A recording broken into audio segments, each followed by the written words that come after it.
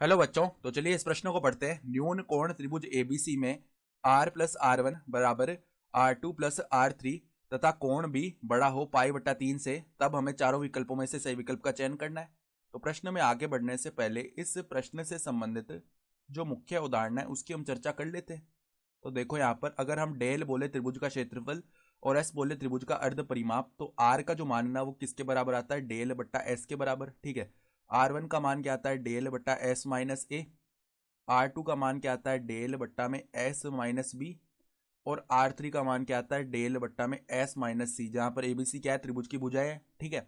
और देखो हम एक ये भी सूत्र जानते हैं कि टेन बी बट्टा दो अगर हमें लिखना है ना किसी त्रिभुज के अंदर, तो उसका मान किसके बराबर आता है? वर्गमूल के अंदर s minus a s minus c बट्टा में देखो एस गुणा में क्या आ जाता है यहाँ पे? S minus B.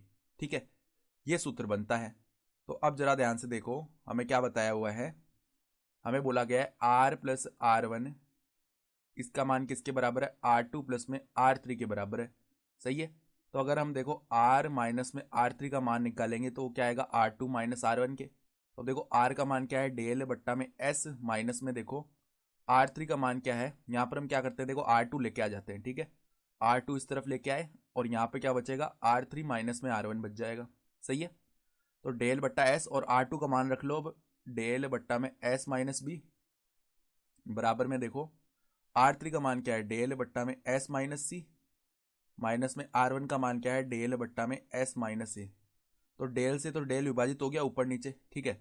और अब बच्चा क्या? देखो ऊपर तो आ जाएगा एस माइनस बी, माइनस में आ गया एस, बट्टा में देखो लेसा लेने पर एस गुणा में एस माइनस बी बन गया। बराबर में देखो अब यहाँ पर क्या बचेगा? एस माइनस ए माइनस में क्या आ जाएगा? एस माइनस बी, मतलब एस माइनस बी नहीं आएगा, एस माइनस सी आएगा, माफ कीजिएगा। और यहाँ पर बट्टा में क्या आएगा? एस माइनस ए बट्टा में, मतलब गुणा में एस माइनस सी आएगा। सही है। तो अब देखो यहाँ पे एस से माइनस का एस गया, यानी कि माइनस बी बट्टा में एस गुणा में एस माइनस बी बचा। बराबर में देखो यहाँ पे एस से एस गया, तो बचेगा क्या? केवल देखो सी माइनस ए बचेगा, तो उसको माइनस का ए प्लस सी लिख सकते हैं हम। नहीं, मतलब माइनस का ए प्लस सी नहीं, ए माइनस सी लिख सकते हैं। सही बात है। और बट्टा में देखो एस माइनस ए गुणा में क्या आ जाएगा? एस माइनस सी आ जाएगा। तो माइनस और माइनस हो गया प्लस। तो अगर हम मान याद करें किसका?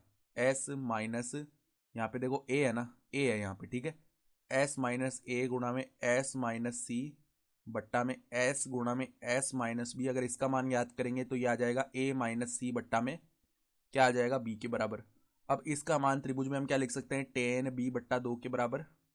मतलब टेन बी बट्टा दो का मान लिखेंगे ना, तो वो किसके बराबर आएगा? वर्गमूल के अंदर ये मान आएगा एस माइनस ए गुणा एस माइनस सी बट्टा एस गुणा में एस माइनस बी। तो इसका मान क्या है? ए माइनस सी बट्टा बी है। अब देखो हमें बताया हुआ है कि बी जो है ना, बी कोण वो पाई बट्टा 3 से बड़ा है, और ये त्रिभुज जो है ना न्यून कोण है। इसका मतलब क्या है कि इसका कोई भी कोण 90 डिग्री से बड़ा नहीं है। तो जो कोण बी है ना वो कहाँ से कहाँ तक आ सकता है? देखो पाई बट्टा 3 से तो बड़ा होगा और पाई बट्टा 2 से छोटा होगा। तो पाई बट्टा 3 से पाई बट्टा 2 के बीच आ रहा होगा। तो यहाँ से अगर हम बात करेंगे कोण बी बट्टा 2 की, बी लिख लेते हैं चलो इसे। ठीक है। तो बी बट्टा 2 की बात करेंगे तो वो आ जाएगा हमारा पाई बट्टा 6 से पाई बट्टा 4 तक। ठीक है। तो अगर हम यहाँ पे टेन ले लें दोनों तरफ, तो टेन बी बट्टा 2 का मान कहाँ से कहाँ तक चला जाएगा? देखो टेन पाई बट्टा 6 का मान 1/वर्गमूल 3 होता है, और टेन पाई बट्टा 4 का मान कितना होता है? 1 होता है। तो अगर हम बात करेंगे किसकी? टेन स्क्वायर बी बट्टा 2 के मान की, तो ये कहाँ से कहाँ तक चला जाएगा? स्क्वायर कर लेते हैं तो 1/3 से 1 तक जाएगा ये मान। ठीक है। तो अब देखो टेन स्क्वायर बी बट्टा 2 का मान यहाँ से निकालेंगे तो ए माइनस सी बट्टा में बी का मान कहाँ से कहाँ तक जा रहा है? 1/3 से 1 तक जा रहा है, इसके बीच होगा। इसका मतलब क्या है कि 1/3 यहाँ पे एस समीकरण लग जाएगी, यानी ए माइनस सी बट्टा बी का मान 1/3 से 1 के बीच का है। ठीक है।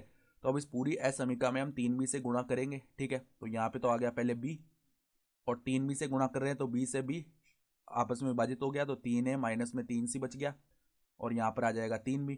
ठीक है। तो अब हम क्या करते हैं, देखो हमें क्या निकालना है? हमें यहाँ पे देखो प्लस में 3c जैसा पद चाहिए ना, तो इस पूरी समीकरण में हम 3c जोड़ लेते हैं, तो b प्लस में 3c, और यहाँ पर आ जाएगा 3a प्लस में यहाँ पे क्या आ जाएगा?